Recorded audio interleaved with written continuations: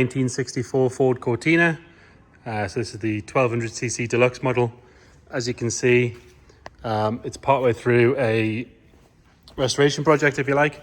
Mechanically, it's great. It was driven to us from County Durham, about 25-30 miles away. It all appears to be complete. It's had all its sort of badges and bumpers and everything put on. I believe he's been driving it around like this for a fair while. Obviously prime it over to protect all the bodywork and things like that. But we'll have a good look around the bodywork and then we'll get it started up, all that sort of stuff. If we start on this front driver's side, if you look down the side of the car, you can see it is nice and straight. This front wing appears to have had all of its work done to it. There is a little mark just here on the corner, but the arches and everything are nice and solid. It's got the right matching wheel trims all the way around. Driver's door again, nice and tidy. Not much point mentioning the paint because there kind of isn't any, but it was, or should be. It should be white with this green. That's the colour, its original colour. It's had some repair work on the sills. There's a bit of crack in the filler down here. Probably wants cleaned off and redone. And you've got a little bit of marks on the top here. But really it needs obviously, as you can see, a full shoot. You can use it like this, all nice and solid, and kind of keep it as a bit of a rat rod kind of look, because to me, I think it's kind of cool, but it's up to you what you want to do. The bumper and the chrome on the back is lovely and clean.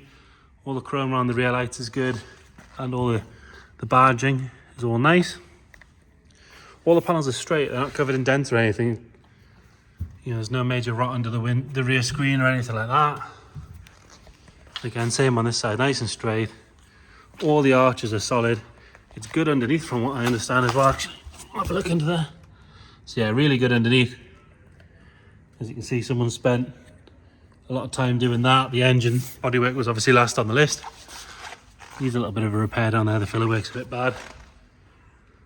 And you've got a small ding in the door here. But again, your bodywork guy, whoever's going to do that for you, if you're going to do it yourself, you're going to sort all that out anyway, aren't you? And again, front bumper nice and clean. All the chrome work on the front's good.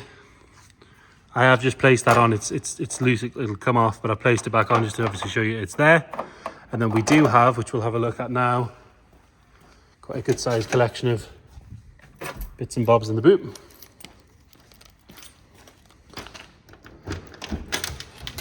So we've got carburetors, gaskets, there's a headliner there and the sun visors, there's chrome trim, an air cleaner, door card, some engine parts, wiper motors, all sorts of stuff that's just been collected over the years by the looks of things.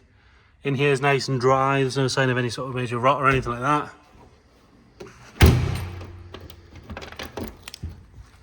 Interior wise, it's all together. Got all your door cards and everything on there. There is a tear in the top of the bench, but actually annoyingly, other than that, it's pretty good in here. The wood and everything is nice. Painted dash is good, and again you can see that colour that it's supposed to be on the outside. Dash top is good, which is quite a hard thing to repair. Same sort of story in the back. Nice and clean. Obviously the headlining is ripped and things like that, but there is that other one in the boot there.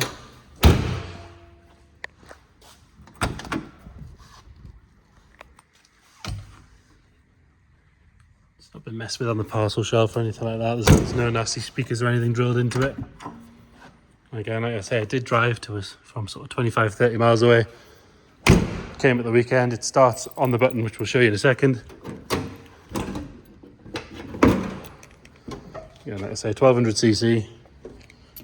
Dodgy camera work while we pin this bonnet up. 1200cc, all nice and standard. It might be ugly, but it is solid in here. It's nice and tidy. It's had repairs around the strut tops. It's a pretty common area on these.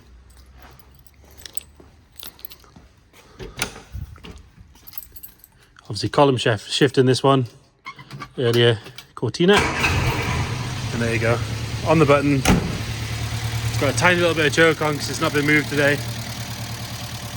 Straight away, no sign of any fluid. Again, if you look underneath, it is nice and clean under there. Gearbox is nice. Not firing anything out the back. So there you have it. Ford Cortina, a little bit of a project.